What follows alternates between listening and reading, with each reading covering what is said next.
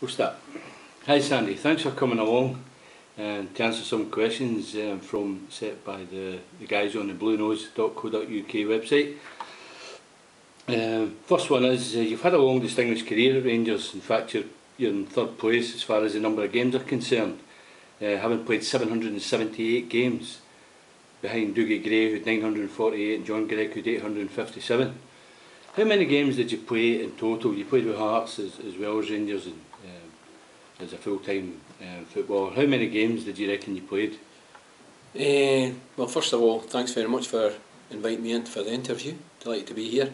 Great. I think when I finished my career, when I stopped playing, which I stopped playing in '89 and retired, I did look back all the record books, and I think I got up to 1120. What I did is 778 games with Rangers. I had 274 games with Hearts, and then if you add in 39 caps and under 21, well, under 23s, interleague games, testimonial games I played, I think it was 1120. That's a phenomenal amount of games having played. I mean, if you'd have spent your whole career at Rangers, you would have been by far the most, the highest number of games played for a Rangers player. Absolutely phenomenal. What was the best, apart from obviously the 72 Cup final, what was the best game that you think you ever played? I was going to say, it's hard to say, Jim, I played that one. I just thought I'd throw that one in. It's very difficult to pick out one game. I always remember a game I played at Motherwell. It was in the winter. Can't remember what season it would be. It would have been 76 and 78, and it was absolutely muddy day. And you have that sort of game that everything you did came off. And to be honest, I mean, we won, but everything I tried came off. Everything, and then of course you get confident, and then you get super confident. I always remember a game at Motherwell. I can't remember the season and the exact time, but I always remember that game when, if you like, you had a perfect day. Yeah, that's as vivid in your memory. Aye. Great. You played in 2 European finals, winning one obviously in Barcelona in '72, losing against Bayern Munich and Nuremberg in '67. It might sound an obvious question, but what do you think was a better team? I know they lost in '67, but... Aye. Actually, in '67 we were really unlucky. We actually outplayed Bayern. We played them in Nuremberg, which is just up the road from Munich. It was like a home game for them. But we absolutely, well, I've said it before, we murdered them. We totally dominated the game without creating a huge amount of chances, but we still had chances. We were by far the better team, and we were really unlucky to get beat. That was a very good Rangers team. It had, when you look at it, it had John Gregg and Ronnie McKinnon, probably one of the best pairings the club's ever had at the back. It had Willie Henderson, Willie Johnson, Alex Smith, Davy Smith. Unfortunately, we didn't have any forwards because the directors at that time had sold George McLean and Jim Forrest, so that was an exceptionally good team. But I'd have to say that the team in Barcelona was probably the best. It was a better balanced team. We had good forwards. I mean, we had Willie Johnson, we had Colin Steen, we Tommy McLean, midfield, we Doddy, Greggy was by then into the midfield, and we had really solid defence and a good goalie in Peter McCloy. So if I was asked, I would have to say the 72 team. 72 team. Okay, you signed for Rangers as a 15-year-old straight from school. I mean, that's really young when you look at kids nowadays. They don't leave school until 16, some of them to 19, 15 years of age. Did you always have it in your mind to be a professional footballer? No, really, Jim. Obviously, it denied me the opportunity to go to university.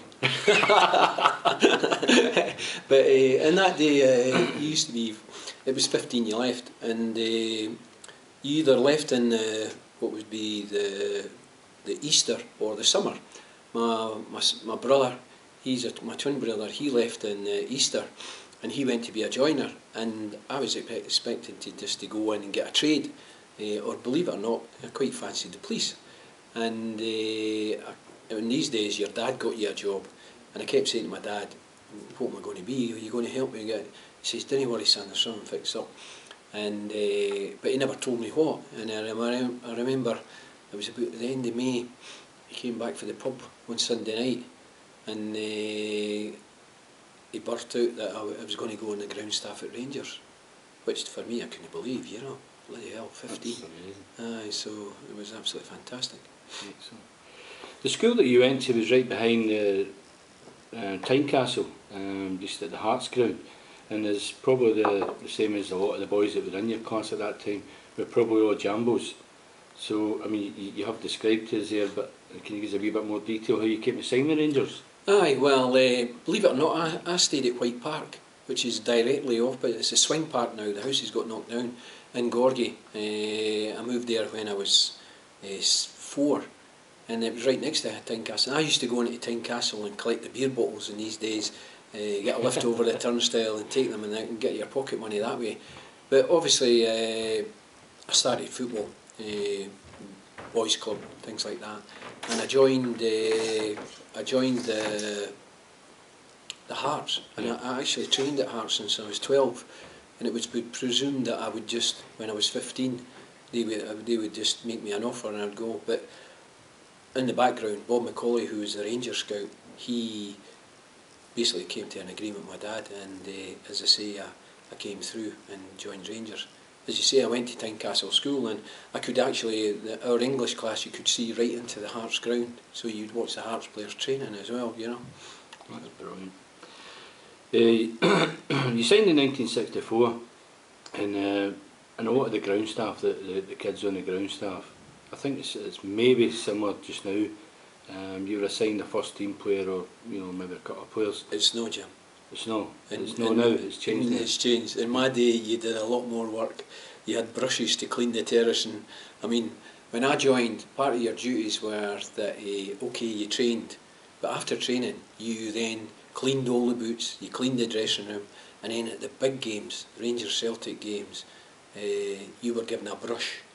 And in these days, everybody could bring in a carry-out into the stadium. And I have to say, I wasn't a big fan of the Rangers Celtic games for a week. Sweeping. Did you ever take the empty bottles again? There was plenty of empty bottles, I can assure you. Sweeping all these bottles down with the rest of the ground staff. Who was the players? Were you assigned any players to? Aye. When obviously in that time there was quite a big first team pool. The first team pool, the first team stripped in the home dressing room. The reserves were all in the away dressing room. So I think I had some like 10 players. I had Bobby Shearer, Eric Caldo, Jimmy Baxter, Ralphie and Jimmy as part of that. And I always remember one day I've just started, cleaning boots, and these days the boots were big muckle things. They weren't the silky soccer ballerina type they have now. Just give them a wipe, and sometimes when they're all wet, it took them a long time to dry out. And of course you put them in the boot room, and it was that you had your first team leathers, your practice leathers, first team rubber boots and practice rubber boots. So you had to keep them all clean. And one day they all used to come in on a Friday, particularly Bobby Shearer, and would check his boots for the next day. And I'm working away, cleaning away, and Bobby Shearer says, "Hey, who's cleaning my boots?" And I put my hand up, Mr. Shearer. In these days it wasn't Bobby. So I says, "Me, Mr. Shearer." He went, threw them along the floor. "Get a shine on them." Oh! Who cleans the boots now at Murray Park? They don't. They don't? No. They just wipe them down? Jimmy does them for the first team. And to be honest, they're different type of boots, you just wipe them down. Great. Sandy, you played your first game for Rangers as an 18-year-old. And fun enough, it was against Hearts at Ibrox. Can you describe the feeling? Nervousness, elation, pride. Doing what you've always wanted to do, Were you really nervous? Did they speak to you before the game? Oh, aye, everybody spoke to me, Scott Simon, everybody like that. But to be honest, when you come to a big club like this, that's what you're groomed for, you're conditioned for. And if you can't handle pressure at our club, then it doesn't matter how good you are, you're a waste of time. So that was part of your learning process. But because it was your debut, and you were a wee bit apprehensive and nervous. But once the game started, we were fine. In fact, Hearts scored in the first 5 minutes. We were getting beat 1-0, but we eventually won 5-1. Oh, brilliant. Yeah, Davy White. Davy White had moved you to centre forward, and you scored 13 goals in 11 games. That's not a bad return for a striker. Did you ever think what might have been if Rangers hadn't signed Colin Steen? It was probably their biggest boob. I'm only kidding. To be honest, Jim, when I first started, and I started at juvenile, I was a right winger, believe it or not. And then when I went to my school team, I played, if you like, the old inside forward. And I came to Rangers, I came as a forward, you know, an inside forward. But believe it or not, when I started here, then they developed me and try you in various positions. When I first started here, I played double centre half for the third team, and I played there for probably about a third of the season, and then I got promoted up and played midfield in the reserves, and then obviously I got my chance in the first team in the midfield, but I played as a forward. Did you play in a lot of positions? Aye. In fact, during my time I played in every position apart from goalie. Yeah, right. Aye, yeah. See, if you're a football player, you can play anywhere. So. After winning 3 titles, 5 Scottish Cup, 5 League Cups and a European Cup Winners' Cup medal plus a runners-up medal at Rangers, then you moved to Hearts. You had a successful career there, and you picked up the Scotland Player of the Year for your 3rd time during your career. If it was possible, is there anything you would change in your career? Not really, Jim. I mean, I was very, very fortunate to have a fantastic career, won a lot of things, but the major thing was playing with good players. If you look at the Cup Winners' team and the 2 treble teams, that was my generation. Okay, I was a young lad and played with, you know, like say the older teams, but playing with that group of players and come through, I think that's the biggest enjoyment. And I was very fortunate. I went to Hearts, and with me and Alec MacDonald, and what you did is you were able to put into place your thoughts and what you wanted to do. So no, I wouldn't really change anything in my career. I was very fortunate to have a fantastic career, play with great players and also play against great players. Okay, you mentioned Scott Simon there, and sorry, Jim, I'll come back to that as well, just as a wee thought. And also looking back in football, I think I played at the time of a golden generation. When you look at the quality of players, not just playing in Scotland, but also what we played against, it was a golden generation, you know. There's a lot of good players about every club had really good players. For all the clubs. You mentioned Scott Simon there, and you played under Jock Wallace and John Gregg and Willie Waddle. Davy White. I played under 5 managers. Who would you consider to be the best manager that you played under? I think it's very difficult to just single out one manager. If I was kind of forced to, it would be Greggy. Greggy was a wee bit unfortunate. He took over an aging team and he didn't have the money to reinvest. So in many ways he got the short straw. But every one of them had had good points, you know. Simon was the first of the old style managers who you never seen him. He was in the office, and these days he did the team, but he had to do the whole admin, everything like that, organising buses, everything. And you only seen Simon on a Tuesday and a Thursday, and then on Saturday, and all he had was his suit on. You never seen him in a tracksuit. And then of course football changed. Tacticals became more, they became bigger, and then what happened is the next manager that came in was like Davy White, Willie Waddle, you know. Then the whole thing evolved. Willie Waddle was a traditionalist. He had come up under Bill Struth, and he really knocked the club back into shape, you know. Jock Wallace took over. Jock was a real tracksuit manager. He lived with you in many ways, you know. Had a huge passion for the club and football, and a great will to win. Did you enjoy your stint? Sorry for interrupting you as a manager. Did you enjoy your stint as a manager? Aye. Yeah. Well, I suppose you took a wee bit of every manager you played under? You take wee things for every one of them. Not just managers, for certain players. If you're interested in football and you want to go into it, you absorb everything.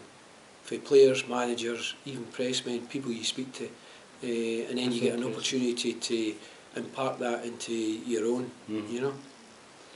If you could change, excuse me, if you could change one result in any game that you played in, what would you change? What game would you change? What result would you Probably the '67 Cup Winners' Cup final. And every cup final we played against Celtic, we got beat. change? Are there many of them? There was about 3, I think. Yeah. Who was the best youngster that you've seen coming through Scottish football in your time as a player as well as a manager and a spectator? Well, the whole generation that I came up with. You know, Danny McGrain, Kenny Dalglish. You know, these type of players, Derek Johnson. They're all exceptional players. Youngster, I'm talking about any well, youngsters. If you're talking about youngsters, you're talking about, like say, Durrani.